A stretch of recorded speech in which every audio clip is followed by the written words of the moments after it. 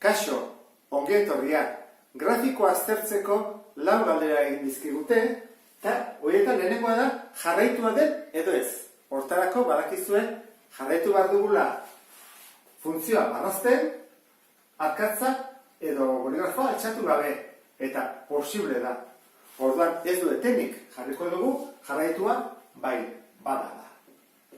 Bigarrena, gorakorra eta beherakorra. Orduan, hemen hasten da, zer hasten da? Igotzen ez da, igotzen, eta noaino, horreaino. Eta hori da, 3.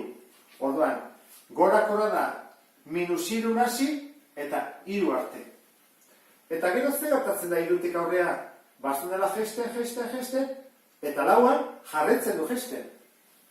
Eta jarretzen du, noaino, 6 arte. Orduan, 6an, hor, minimo bat dago, orduan, 3tik 6ra, jeste beherakorra da. Jarriko dugu, 3tik 6ra, beherakorra.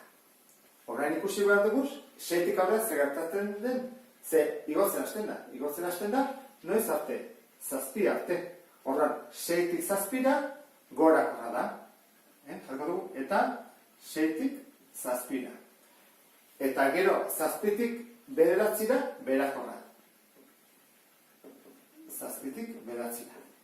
Orduan, hori jakinda, urrengo dira, maksimoak eta minimoak puntuak aurkitu behar ditugu. Orduan, lehenengo maksimoa, hemen dago, puntu hortan dago, eta hori da, 330. 330, maksimo bat da. Gero joaten da jesten, hau ez da minimo bat, zer jarretzen du jesten, hau da minimoa, 6 10. 6 10.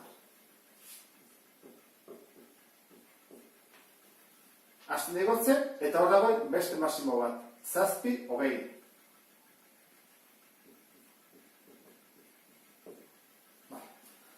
Hori eginda, falta zaizkigu bi hauek egitea. Isa ardatza non ebakitzen duen, eta I ardatza non. Hemen plurala jarri dut. Puntuak zergatik egon daitekelako bat baino gehiago.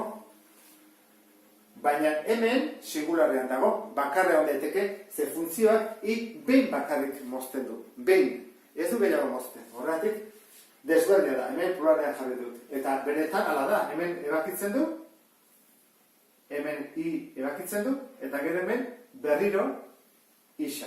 Ezta? Orduan, ebakidu da puntuak isarekiko da, -1 0, eta 9 0. Eta I ardatza, bitartean da, 5 eta 10 erdian. Orduan, hori nola idazten da? Isa 0, eta izan zateke 7,5. Koma goian jarri dut. Egokiagoa da, koma hau jarri ordez, jartzea zatiki moduan. Jarri bako nuke horrela. 0, eta hemen, era honetan egiten, jartzen dut zati bat, zeten dut bidar bi, goikoa eta bekoa. Orduan, zenbakitzailea bidar bi, 15.